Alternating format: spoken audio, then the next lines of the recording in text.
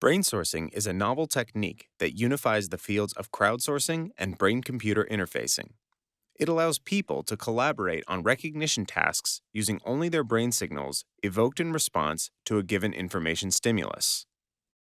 Brainsourcing builds upon the concept of crowdsourcing, but instead of manual labor, it relies on contributions of individual people by implicitly monitoring their brain activity while they encounter information-intensive tasks. Crowdsourcing, more generally, is a paradigm in which ideas, data products, and intellectual work are produced by a large group of individuals, unbounded by time or space. In crowdsourcing, tasks are divided among individuals to achieve a collective result. Crowdsourcing is a broad field, and tasks can be roughly divided into two categories: MACROWORK and microwork. MACROWORK often requires special skills and quite a bit of time to complete. Examples of MACROWORK include open source software development and editing Wikipedia articles. Microwork does not require specialized training or skills, and most tasks can be completed in a short amount of time. Featurizing images and transcribing scanned text, as with Google's reCAPTCHA service, are examples of microwork. For our experiment, we focus on microwork in the form of recognition tasks, where users look for images matching a certain description.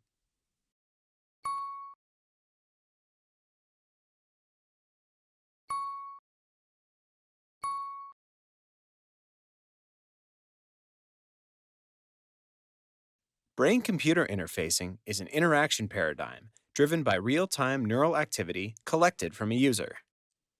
This brain activity can be recorded using a variety of methods.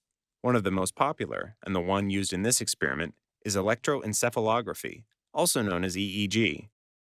EEG is a technique to record electrical activity of the brain, typically done by measuring changes in voltage at the surface of the scalp. This electrical activity is related to neural processes occurring in the brain. EEG data has a high temporal resolution. However, its spatial resolution is quite poor. So while EEG data can be used with a high degree of accuracy to detect when a neural event has occurred, it cannot be as easily used to determine where it occurred. Event-related potentials, commonly referred to as ERPs, are a key feature of EEG data. ERPs are time-locked voltage fluctuations produced by the brain in response to some event, such as viewing a face or moving a muscle. ERPs consist of positive and negative components, characterized by a variety of amplitudes and latencies. To automatically interpret ERPs, machine learning models can be trained to distinguish between ERPs produced by different events. In fact, brain-computer interfaces that use EEG often follow an ERP-based approach to facilitate user interaction, such as with BCI spelling programs. Statistical techniques are then used to distinguish between the types of responses. In this experiment, we make use of the P300, an ERP component associated with attention and memory. Let's say we have a test subject who will let us record some EEG. We ask the subject to look for faces of smiling people, and then show them faces of people smiling, target class, and not smiling, non-target class. Now, the ERPs produced by smiling faces are distinguishable from the ERPs produced by faces that were not smiling. This is indicated by the larger positive peak visible at around 300 milliseconds post-stimulus, the P300. Stimuli of the target class, that is, with the feature of interest, will produce ERPs that contain a P300 component. Stimuli not containing a feature of interest, part of the class non-target, will typically produce ERPs without a noticeable P300. This effect is reliable enough where we can train a classifier such that, given an ERP, we can determine the class of stimuli that produced it with a reasonable level of accuracy. Brainsourcing takes this classification approach a step further.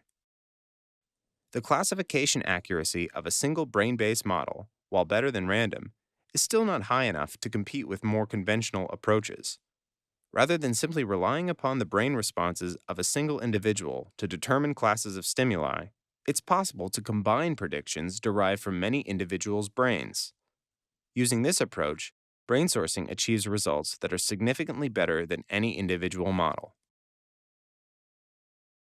We will now provide a brief overview of how the brain sourcing pipeline is constructed. Full details can be found within the paper. First, we need a brain sourcing worker. Okay. The worker is placed in front of a computer screen and fitted with an EEG cap and electrodes. They are then asked to complete a recognition task where they look for faces that match a certain description, such as having dark hair or a smile. The worker does not need to provide any explicit feedback. They simply sit back and observe as faces are presented to them on screen while their scalp voltages are recorded. In practice, it looks something like this.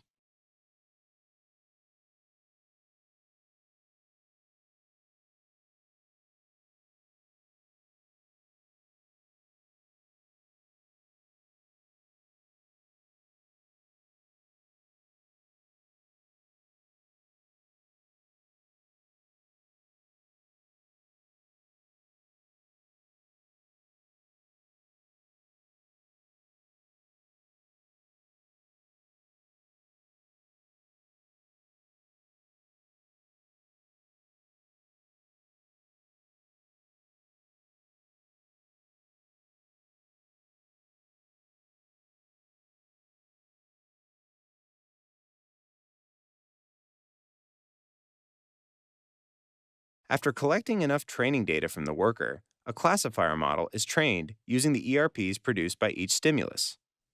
When a worker is then presented with a new stimulus, the ERP it produces is fed into the classifier model, which uses features present in the ERP to determine the class of the stimulus. But remember, we're conducting brain sourcing here, so we need to repeat this procedure for multiple individuals. By training models for other brain sourcing workers and combining many predictions for the same stimulus, we can classify images with higher accuracy than any individual model.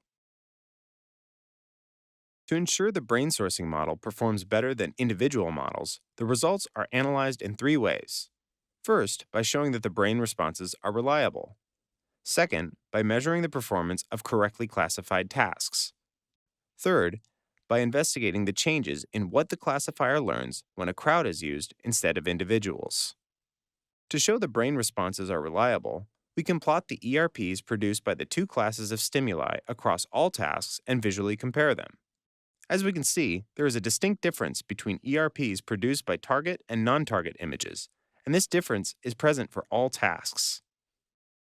To measure the performance of correctly classified tasks, we compare classification results as data from more participants are used in the brain sourcing estimations. In this case, we take a representative sample of blonde faces and dark-haired faces for task blonde, and visualize whether these stimuli were correctly classified by the brain sourcing model using their associated ERPs. As the data from a greater number of participants is used in the brain sourcing model, performance improves and the number of misclassified stimuli appears to decrease. Analyzing this more empirically across a larger sample size using F1 score, we find the same phenomenon holds true.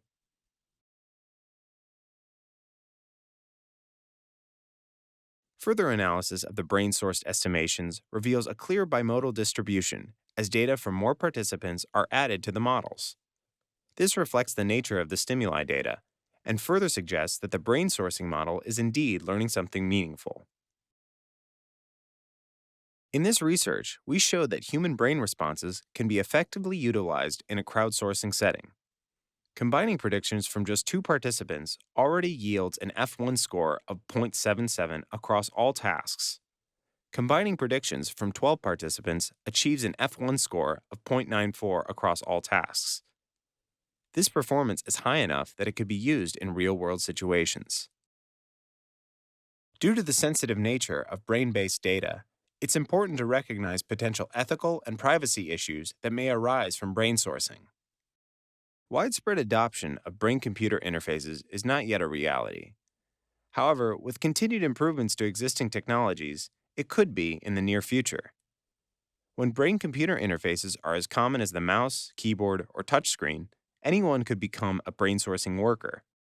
This may lead to unethical labor or revenue models, like replacing conventional advertisements with brain source microtasks. EEG data can serve as a biometric identifier. Brain sourcing data that is improperly handled could reveal the identity of a worker. Meanwhile, governments, corporations, and criminal organizations might use these systems in ways that violate an individual's right to privacy and autonomy. New forms of malware could also emerge, where brain-computer interfaces are hacked to conduct subliminal probing for private information. With widespread adoption of ethical design practices and privacy-preserving techniques within the brain-computer interfacing community, we may be able to reduce the risks associated with this technology.